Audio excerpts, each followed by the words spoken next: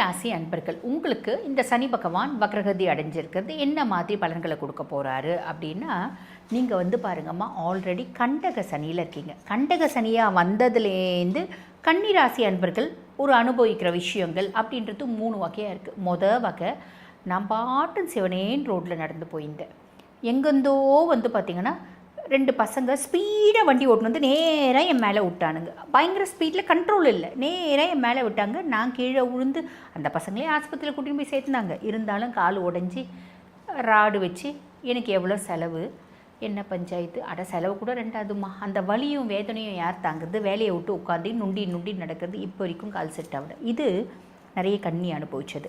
2ஆவது வந்து பார்த்திங்கன்னா, கன்னிக்கு எப்பயுமே ஃபேமிலி காம்ப்ரமைஸுங்க. காரணம் என்ன, நான் முன்னோடைய அதாவது என்னோடய பதிவுகளை தொடர்ந்து பார்க்குறவங்களுக்கு தெரியும், இந்த காலபுருஷனுக்கு கார்னர் ராசிகளுக்கு ஃபேமிலி காம்ப்ரமைஸ் தான். அட்ஜஸ்ட் பண்ணி வாழ்ந்துப்பாங்க. இருந்தாலும் பொதுவாகவே வந்து பாருங்கள், நான் 2 வார்த்தை பேசினேன் அப்படின்னா என் மனைவி 4 வார்த்தை பேசுவாங்க. சரி, ஓகே.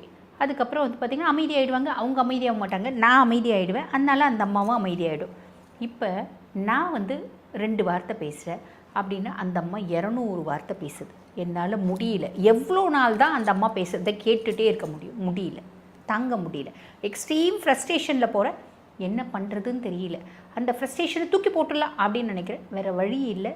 ஏன் அப்படின்னா, குழந்தைங்க மூஞ்சை பார்க்க வேண்டியதாக இருக்குது, குழந்தைங்க வாழ்க்கையை பார்க்க வேண்டியதாக இருக்குது. ஆசையாக பார்த்து வளர்த்த குழந்தைங்க நம்ம விட்டுட்டு போனால் அந்த அம்மா நல்லா பார்த்துக்குவான்றத நம்பிக்கை கூட எனக்கு இல்லை. ஆக அட்ஜஸ்ட் பண்ணிட்டு போகிறேன்.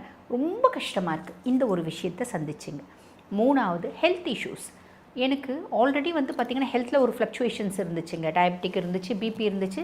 ஓரளவு கண்ட்ரோலில் வச்சுருந்தேன். இப்போ இருக்க ஸ்ட்ரெஸ் லெவல் எந்த அளவுக்கு இருக்குன்னா என்னால் கண்ட்ரோல் பண்ணவே முடியல.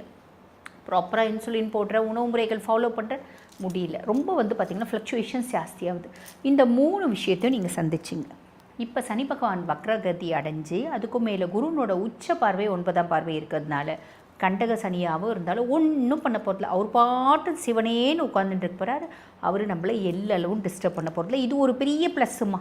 சரி, வேறு ஏதாவது நல்லது நடக்குமாம்மா அப்படின்னா, பொதுவாக சனி பகவான் வந்து பாருங்கள், உங்களுக்கு 5 மற்றும் 6க்கு அதிபன். புரியுதுங்களா?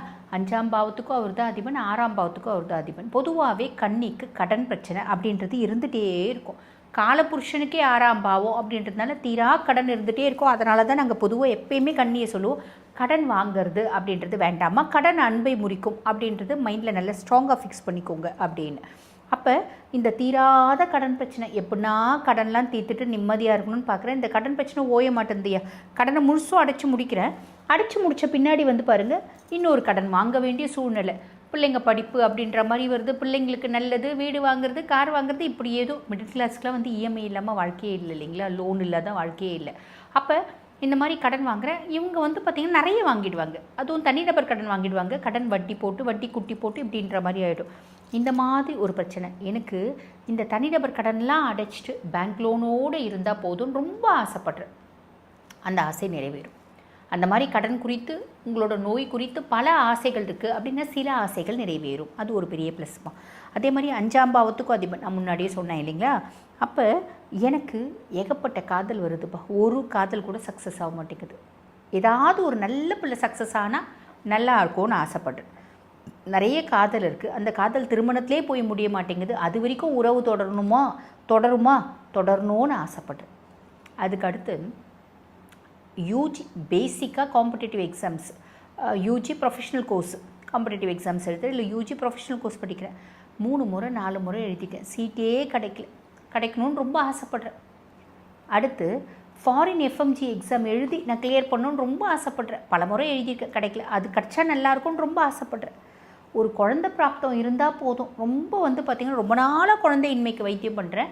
ஒரு குழந்தை இருந்தால் போதும்னு ரொம்ப ஆசைப்பட்றேன். குழந்தைங்க இன்னமும் இருக்குது. என் பிள்ளைங்க தான் எனக்கு தொல்லையாக இருக்குது. என்ன படாத பாடுபடுத்துது. அது படிச்சுட்டா போதும்னு ஆசைப்பட்றேன். பூர்வீகத்தில் சொத்து பத்து நிறைய இருக்குது, கைக்கு வந்தால் போதும்னு ஆசைப்பட்றேன். பூர்வீகத்தில் சொந்தங்கள் நிறைய இருக்குது, எங்களை அப்படியே ஒதுக்கி வச்சுட்டாங்க. 4 சொந்தம் வந்து உறவாடினா நல்லாயிருக்கும்னு ஆசைப்பட்றேன். இப்படி எத்தனை கனவுகள் இருக்குது, எத்தனை ஆசைகள் இருக்குது.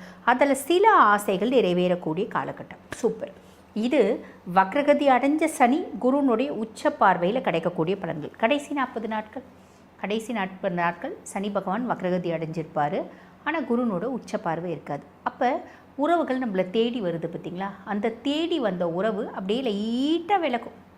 பிள்ளை சொல்கிற பேச்செலாம் கொஞ்சம் கேட்குற மாதிரி இருந்துச்சு, படிக்கிற மாதிரி இருந்துச்சு, பாஸ் ஆச்சு, திருப்பி படிக்காத அது ஆட்டம் போடுது. பூர்வீக சொத்து கைக்கு வரா மாதிரி இருந்துச்சு, திருப்பி கையை விட்டு நழுவுது. சொத்து நல்ல ரேட்டுக்கு போகிற மாதிரி இருந்துச்சு, திருப்பி வந்து பார்த்திங்கன்னா அவன் அட்வான்ஸ் கொடுத்ததோடு நிற்கிற, இன்னும் பெருசாக வரல. அப்போ ரொம்ப சிம்பிளாக சொல்லணும் அப்படின்னா உறவுகள் டெஸ்ட் மோடில் போகிற மாதிரி தோணும். கவலைப்படணும் அப்படின்ற அவசியம் இல்லை. காரணம் என்ன அப்படின்னா, நல்ல உறவு எப்பயுமே ஸ்டிக் ஆன் பண்ணுங்க. தேவையில்லாத உறவு தான் வந்து பார்த்திங்கன்னா சில காலகட்டங்களில் நம்மக்கிட்ட பணம் வருது, பதவி இருக்குது, நம்மளுக்கு பேர் இருக்குது, புகழ் இருக்குன்னா வந்து சேருவாங்க. அதை நம்ம கையை விட்டு போகுதுன்னா திருப்பி தானாக அவங்களும் நம்ம கையை விட்டு போவாங்க, நம்ம வாழ்க்கையை விட்டு போவாங்க.